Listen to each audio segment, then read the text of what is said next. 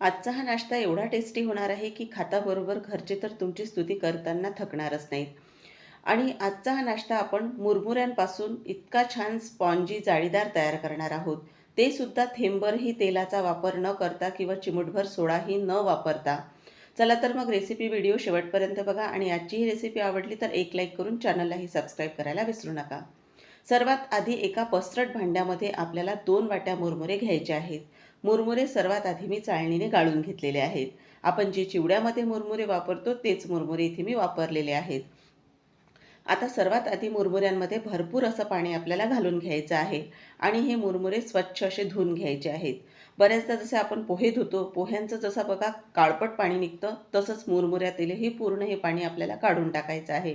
मुरमुरे हलके असल्यामुळे हाताने व्यवस्थित ते पाण्यामध्ये बुडवून घ्यायचे. आता यातलं पूर्ण पाणी मी काढून टाकते. तर बघा इथे मुरमुऱ्यातलं पूर्ण पाणी काढून टाकलेलं आहे.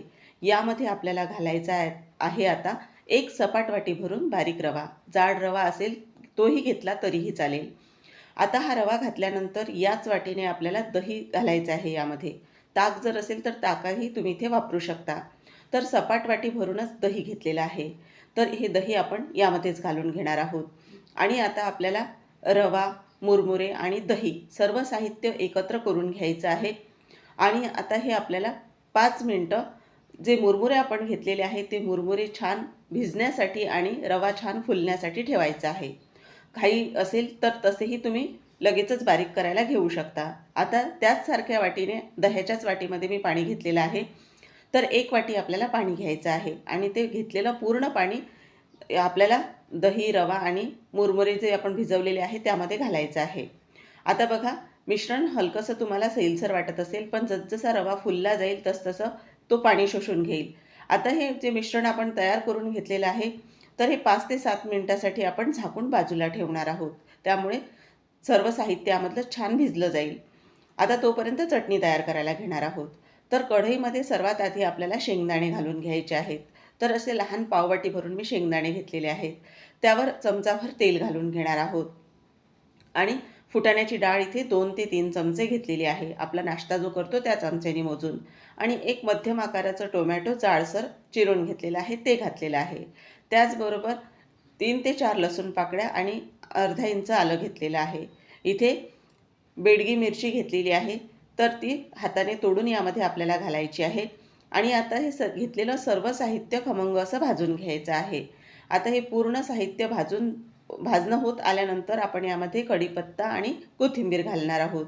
तर आता हे जे साहित्य आपण भाजणार आहोत त्यावर हलकेसे असे डाग पडू द्यायचे. आता भरपूर असा कढीपत्ता घातलेला आहे आणि त्याचबरोबर कोथिंबीर घातलेली आहे. तर आता हे सर्व साहित्य परत छान असं एकत्र करून घेणार आहोत. आणि बघा आता हे पूर्ण जे साहित्य आहे ते चांगलं असं आपलं भाजून झालेलं आहे. आता हे पूर्ण साहित्य जे भाजलेलं आहे ते थोडं थंड करून घेणार आहोत आपण. आणि नंतर हे पूर्ण आपल्याला बारीक करून घ्यायचं आहे. तर इथे छान हे खमंग असं भाजून झालेलं आहे. आता थंड झाल्यानंतर मिक्सरच्या भांड्यामध्ये काढून घेतलेलं आहे. आता यामध्ये आपल्याला मीठ घालून घ्यायचं आहे आणि थोडं पाणी घालून घ्यायचं आहे. म्हणजे चटणी छान बारीक केली जाईल. आता ही जी चटणी आपल्याला बारीक करायची आहे ही पूर्ण छान बारीक करून घ्यायची. यामध्ये असे कण राहायला नको. तर आता इथे बघू शकता ही जी चटणी आपण बारीक करून घेतलेली आहे ती आता एका भांड्यामध्ये आपण काढून घेणार आहोत. तर इथे तुम्ही बघू शकता आता ही चटणी जास्त आपल्याला पातळ करायची नाही, थोडीशी घट्टसर अशीच राहू द्यायची आहे. आता मिक्सरच्या भांड्यामध्ये थोडं पाणी घालून घेते आणि यातली सुद्धा जी चटणी आहे ती काढून घेते. तर आता आपल्याला ही जी चटणी तयार केलेली आहे ही अशीही तुम्ही खाऊ शकता, पण यावर आपल्याला तडका तयार करायचा आहे. तर आता तडका तयार करण्यासाठी इथे तेल गरम करून घेतलं 2 ते 3 चमचे. यामध्ये मोहरी, जिरे, त्याचबरोबर सुकी लाल मिरची, चणा डाळ आणि इथे उडीद डाळ घेतलेली आहे थोडी. आता हे सर्व साहित्य तेलामध्ये छान परतून घेतलेलं आहे आणि आता आपल्याला ही जी फोडणी आपण तयार केलेली आहे म्हणजेच तडका तो चटणीवर घालायचा आहे. चटणी तर तयार झालेली आहे. आता आपण जे तयार करून भिजवण्यासाठी मिश्रण ठेवलेलं होतं ते बघूयात. तर आता जे मिश्रण आपण मुरमुऱ्यांचं ठेवलेलं होतं तयार करून ते पहिल्यापेक्षा थोडं घट्टसर असं झालेलं आहे. म्हणजे ते चांगलं भिजलं गेलेलं आहे.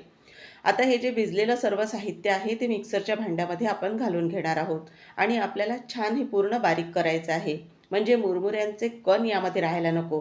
तर इथे बघा आपण सर्व जे साहित्य आहे ते मिक्सरच्या भांड्यात आधी काढून घेते आणि नंतर बारीक करणार आहोत. मुरमुरे जितके छान भिजले जातील तितके लवकर ते बारीक होतील. तर आता बघा, हे जे पूर्ण साहित्य आपण काढून घेतलेलं आहे ते आधी बारीक करूयात. आणि बारीक केल्यानंतर तुम्हाला दाखवते. आपण जे सुरुवातीला पाणी घातलेलं होतं त्यानंतर मी यामध्ये पाण्याचा वापर केलेला नाही. तर आता बघू शकता हे मिश्रण बारीक करून घेतलेलं आहे आणि यामध्ये बघा हलकेसे बबल्स आलेले आहेत. एक ट्रिक सांगते तुम्हाला, हे जे मिश्रण आपण बारीक करतो तेव्हा मिक्सरच्या भांड्यामध्ये जेव्हा मिश्रण असते तेव्हा 5 मिनिटं मिश्रण भांड्यातच जास्त फिरवून घ्यायचं, म्हणजे हलकं तयार होतं आणि तुम्हाला फेटण्याची गरज पडत नाही, कारण यामध्ये आपण सोडा वापरणार नाही आहोत.